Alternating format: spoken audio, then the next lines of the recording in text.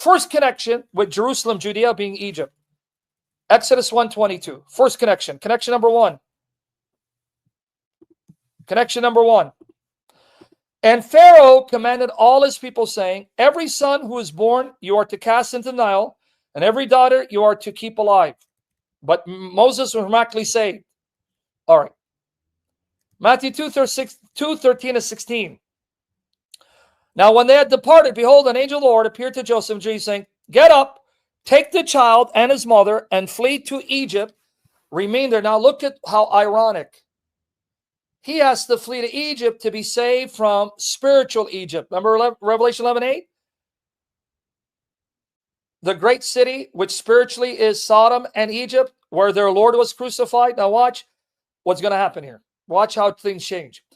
Take the child and his mother, flee to Egypt. Remain there until I tell you, for Herod is going to search for the child to destroy him. Now, if you really want to get blown away, he then quotes Hosea 11:1 about the nation Israel being called out of Egypt to be saved because they are the Son of God.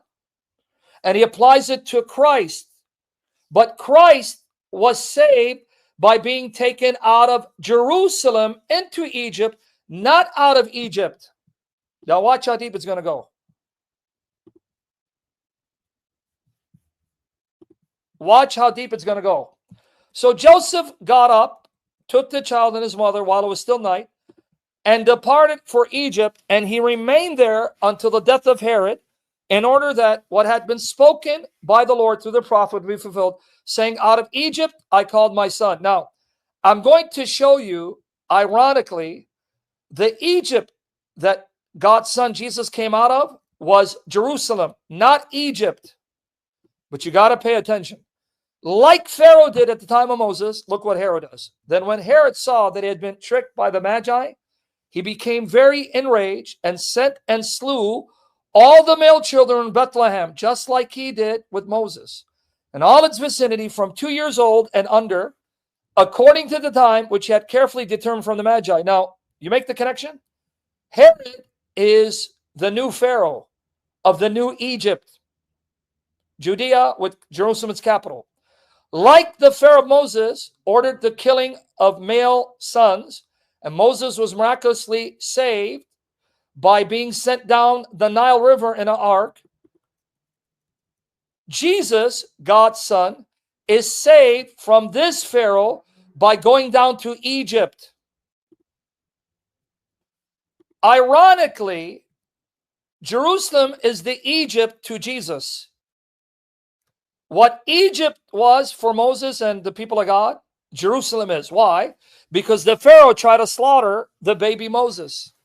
He was sent down the Nile. This new Pharaoh, Herod, tried to slaughter the greater Moses, Jesus, but he went down to Egypt to be saved. Let's go a little deeper because I don't think you're seeing it. I hope you are. I don't want you to miss any of this. Okay, watch here. Exodus 2:50, and Pharaoh heard of this matter, so he sought to kill Moses. But Moses fled from the presence of Pharaoh and settled in the land of Midian, and he sat down by a well. Now notice, Pharaoh, when he heard that Moses had killed an Egyptian in defense of an Israelite, he wanted to kill Moses. Moses had to run, right? Now here's the context. Now it happened in those days that Moses had grown up, and he went out to his brothers and looked on their hard labors, and he saw an Egyptian striking a Hebrew, one of his brothers. So give you the context. So he turned this way and that, and he saw that there was no one around. So he struck down the Egyptian and hid him in the sand. Then he went out the next day, and behold, 2 Hebrews were struggling with each other. And he said to the wicked one, why are you striking your companion? But he said, who made you a ruler or judge over us? Are you intending to kill me as you killed the Egyptian? Then Moses was afraid and said, surely the matter has become known. And Pharaoh heard of this matter, so he sought to kill Moses. But Moses fled from the presence of Pharaoh, settled in the land of Midian, and he sat down by a well, right? Okay. So he couldn't stay in Egypt. Exodus 2:23-25. Now it happened in the course of those many days that the king of Egypt died. Now notice, he died. Watch how this is going to tie in with Jesus. Herod sought the life of Jesus. Jesus went into Egypt to be saved. Pharaoh sought the life of all male boys. Moses was sent down the Nile to be saved. Later, Moses fled because the Pharaoh wanted to kill him, so he had to leave Egypt and settle in Midian. And the sons of Israel sighed because of slavery, and they cried out, and their cry for help because of their slavery rose up to God. So God heard their groaning, and God remembered his covenant of Abraham, Isaac, and Jacob. God saw the sons of Israel, and God knew them. Now watch. Jesus and Moses, when they were young, Jesus was about 2 years old, Moses as a baby, the kings wanted to slaughter all male children. Herod, 2 and under, in order to make sure that they find Jesus, the male child, and kill him. Moses, baby, and other male Israelites. But what happened? Moses sent down the Nile River in an ark. Joseph takes Jesus into Egypt. Notice their salvation both takes place in Egypt. From who? From their Pharaoh. You with me so far? Moses was saved from being slaughtered as a babe, going down the Nile River. That's Egypt. Jesus was saved from being slaughtered by Herod by going into Egypt. Okay, now. Then what happens? Later, Moses has to flee because now he knows Pharaoh has heard he killed an Egyptian. And he had to flee and remain until Pharaoh died. And he would not return, right? How does this connect with Jesus? When did Jesus get up and leave Egypt? Okay, watch here. Let me know if it's making sense. But when Herod died, behold, an angel of the Lord appeared in a dream to Joseph in Egypt, saying, get up, take the child and his mother, and go into the land of Israel, for those who sought the child's life are dead. Another connection. Moses is only called to go back to Egypt to set his people free when the Pharaoh who sought his life died. Right? When did Jesus leave Egypt? When his Pharaoh, who was seeking to kill him, died. But now watch. Now, how does it tie in with the adult Moses? Moses had to leave as an adult and remain out of the land of Egypt. Now, remember where Joseph and Mary were living, in Bethlehem. In Bethlehem. Okay, watch. Bethlehem of Ephrathah, Judea. All right. Jerusalem being the capital. Now, after Jesus was born in Bethlehem of Judea, in days of Herod the king, behold, Magi from the east arrived in Jerusalem, saying, where is he who has been born king of the Jews? For we saw his star in the east and have come to worship him.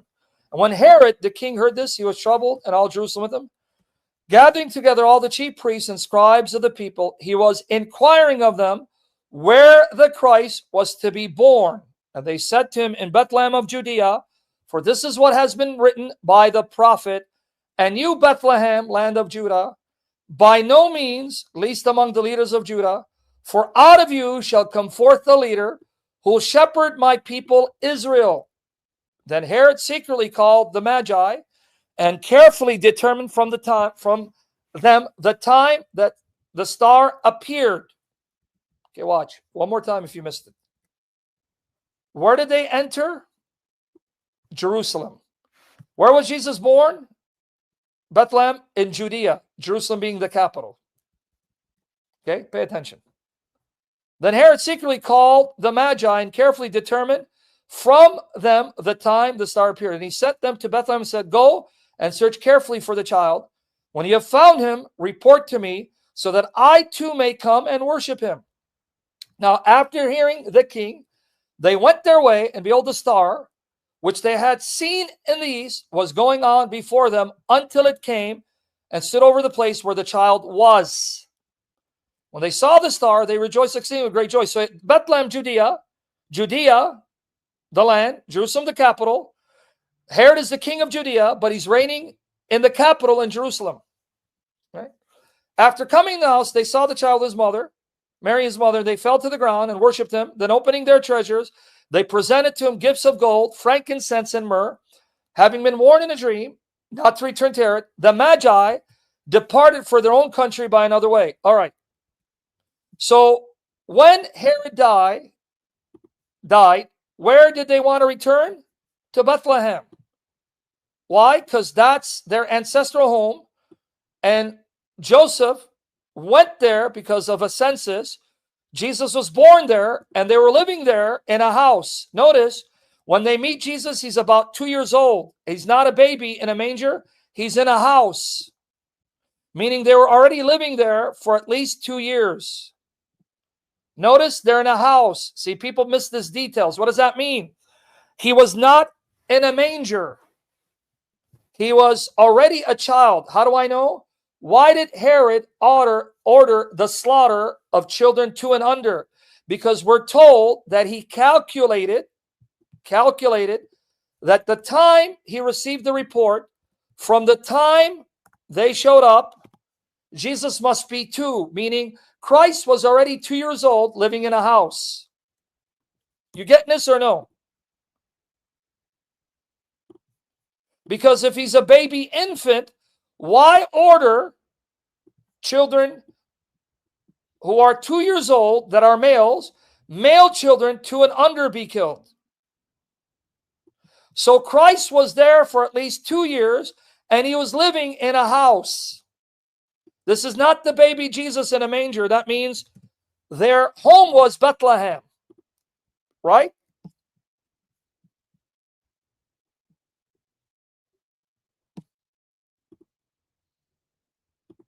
We got it so far, right?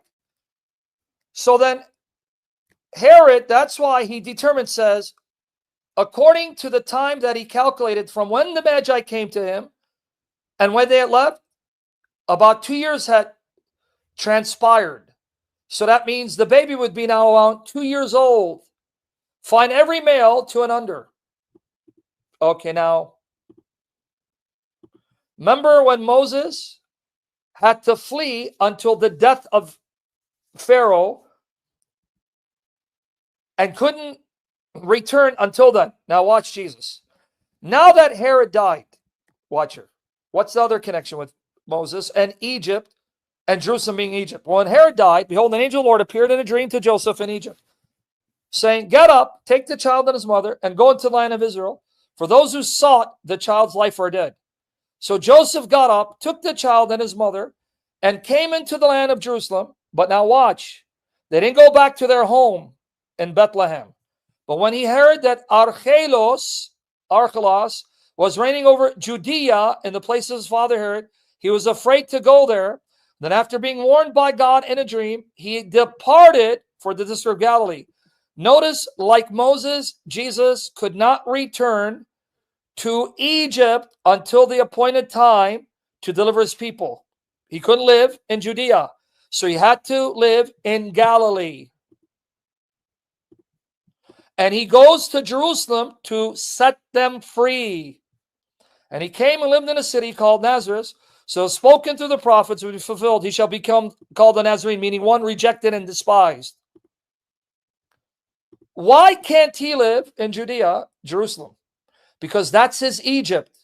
Just like Moses could not stay in Egypt because the Pharaoh would kill him and only return 40 years later to then set them free from the tyranny of a new Pharaoh, Jesus cannot go back to Judea because the king of Jerusalem is his Pharaoh. That's his Egypt that he needs to be protected from until the appointed time. Okay, what did Matthew quote? All right. Let me know, guys. I don't want you to be bored. Matthew 2:13. Now, when they had departed, behold, an angel of the Lord appeared to Joseph in a dream, saying, get up, take the child and his mother, and flee to Egypt, and remain there until I tell you, for Herod is going to search for the child to destroy him. Okay. So Joseph got up, took the child and his mother while it was still night, departed for Egypt. And he remained there until the death of Herod, in order that what had been spoken by the Lord through the prophet will be fulfilled, saying, out of Egypt I called my son. Now watch what he just quoted. Hosea 11. Now watch here. When Israel was a youth, I loved him. Out of Egypt I called my son. This is talking about the nation. How do we know? The more they called them, the more they went from them. They kept sacrificing to the Baals. Okay. If you still don't see how Jerusalem is Egypt, when God called Israel out of Egypt, they were not to return there, right? When they're called out of Egypt, they did not return. Pray tell if going down to Egypt and coming out of Egypt is fulfilling Hosea 11:1, then why did he not return to Bethlehem? Now, I want you to see that here, Egypt is not Egypt that he went to. That's a place of safety for him. He was safe. The place that wasn't safe, that he came out of, was Judea, with Herod, the king of Jerusalem, wanting to kill him. And once he left, he did not return. Do you understand now what I'm getting at? The Egypt that he was called out of was Jerusalem. That's why he did not return to go back and live there. You making the connection? He was living in Bethlehem, Judea. The king of Judea, Herod, Jerusalem is capital. He left Judea and never returned because he settled in Galilee. He settled in Galilee. Hosea 11 is saying the nation was brought out of Egypt, not to return. Jesus was brought out of Bethlehem of Judea, not to return, because he lived the rest of his life in Galilee of the Gentiles.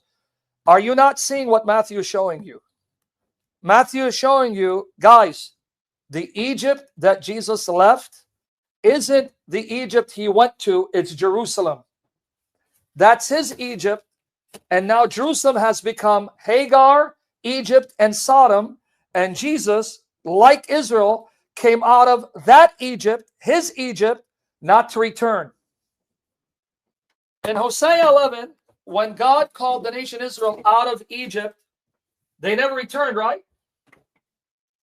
They stayed out. When Jesus was called out of Bethlehem in Judea to go to Egypt, did he ever return back to Judea? No, because that's the Egypt that Jesus was called out of. A new Israel, that's Jesus, a new Exodus, a new Pharaoh, a new Egypt, a new Moses, a new covenant, a new Passover. And if you don't believe me, remember Luke 9:31? Where did Jesus make his exodus out of? Where was the Passover slain? In Jerusalem. And where did he make his exodus? Out of Jerusalem. Luke 9:31.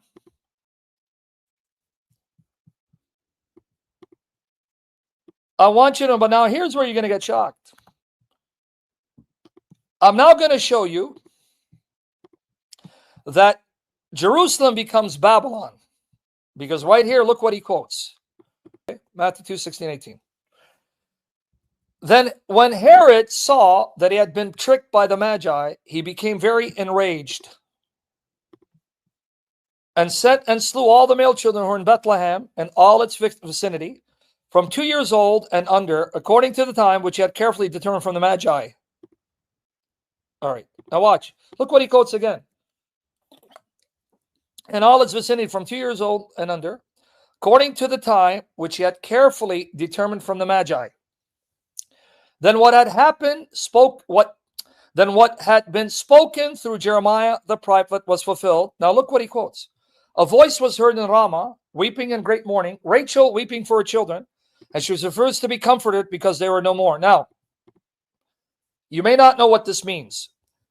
The Jews in Jerusalem, in Israel, are the children of Rachel. Remember, Jacob had 2 wives. two wives. He had Leah and Rachel. Rachel he loved, Leah he loved less. And they had maidservants. So Jacob had 4 women that he got them pregnant with 12 sons. So the 12 sons of Israel come from the same father but different women. It says, when the children were slaughtered in Ramah. Now I should have checked where Ramah is. Hold on, let me see. I should have done that. See? Guys, fact checked where Ramah is. I know that's in Israel, but where exactly? Because this is now Jerusalem and Judah. How do I know? This is prophesying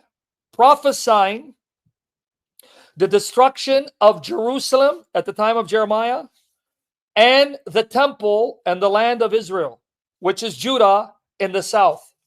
Remember, Judah in the south. So this is talking about Jerusalem, Judah, the southern kingdom. Where is Jesus? He's in Judea. Where was he born? Bethlehem, Judea. For how long did he live there? For about 2 years. Who is the king of Jerusalem and Judea? Herod. Where did Herod slaughter the children? In Bethlehem, its vicinities, in Judea, Judah. So it's saying that those in Judea, in Judah, right, that were slaughtered are Rachel's children, and she was weeping over their death. So you seeing how, yep, thank you. You see how history repeats itself? What's the connection? If you don't understand how the Bible prophecy works, it's telling you the events that happened to the Jews in Israel will foreshadow events in the life of Jesus. They were all pointing to events in the life of Jesus. Like Israel went into Egypt, Jesus goes in Egypt. They went in the wilderness, he goes into the wilderness. You're seeing the pattern? Even past historical events are designed to point to future realities fulfilled in Christ. So history repeats itself. Like the Jews of Judah were being slaughtered by the Babylonians, resulting in Rachel weeping for her children. Okay. Similarly, she weeps again for another slaughter of her children, male children 2 and under, in Judea. Now you understand where I'm going with this. If earthly Jerusalem is connected with the Mosaic covenant, and God is now setting us free from earthly Jerusalem, meaning you're now set free from the Mosaic covenant. You are now children of heavenly Jerusalem, and you're under a new covenant, which is now going to be seen in Jeremiah 31. With me there? You got it. See, he got it. You guys are getting this? All right. Now, why is this passage important? Because this is Jeremiah 31:15. It's about what the Babylonians did to the children of Rachel in Judah. But you know why? This is now really going to blow you away. Yeah. See, you guys all got it, man. Look what he just quoted. Thus says Yahweh, a voice is heard in Ramah, wailing and bitter weeping. Rachel's weeping for her children. She refuses to be comforted for her children because they are no more. Because they're taken into captivity. Remember, they're now taken out of the land. Jerusalem's burnt, temple destroyed. They now live in Babylon for 70 years. Now, do you want to really be blown away? Why Matthew knows his Bible better than Tovia Singer? The passage he quotes is in the context of a new covenant. Now watch the miraculous connection to be mind blown. Jeremiah 31:15, where history repeats itself in the time of Jesus. Because what happened in the 6th century when the Babylonians destroyed Jerusalem, burned the temple, and then took them out of the land into Babylon. Now it's happening at the time of Jesus. Bethlehem of Judea, children, male sons, 2 years and under, being slaughtered in Judea by who? The king of Jerusalem. That means now he is spiritually the king of Babylon.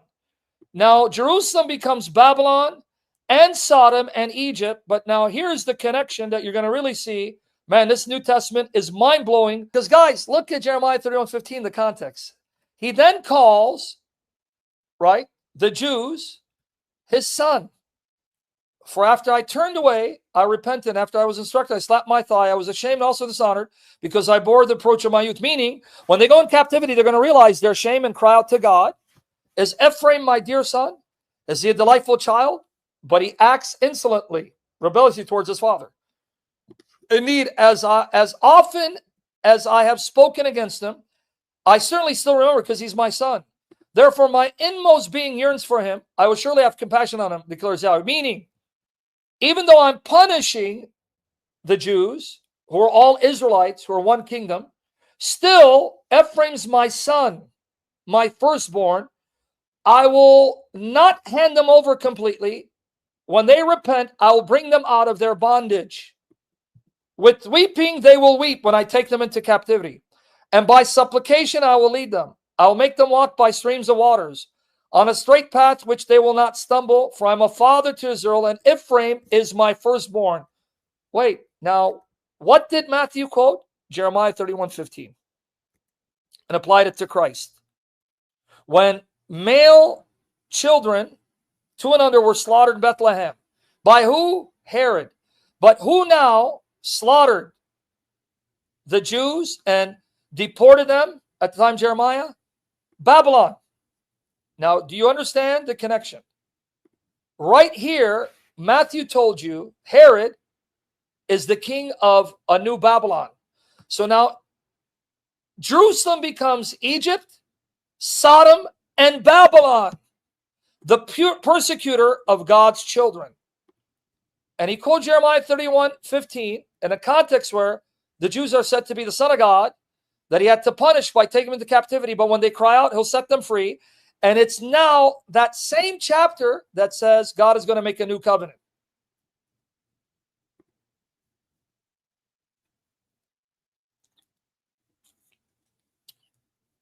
You think Matthew didn't know his Bible? You think Luke didn't know his Bible? They knew the Old Testament so well, better than scholars today and rabbis, because they're seeing these connections. Oh, wow. Jesus, Bethlehem, Judea, male children 2 and under slaughtered, and Jesus has to now flee Judea and go into Egypt. These are all echoed by what happened to the Jews during the Babylonian captivity and what happened to Moses. But the problem is, that means God is showing Matthew, Mark, Luke, John, and Paul, sorry to break your hearts, Jerusalem has become Babylon, Egypt, and Sodom to me.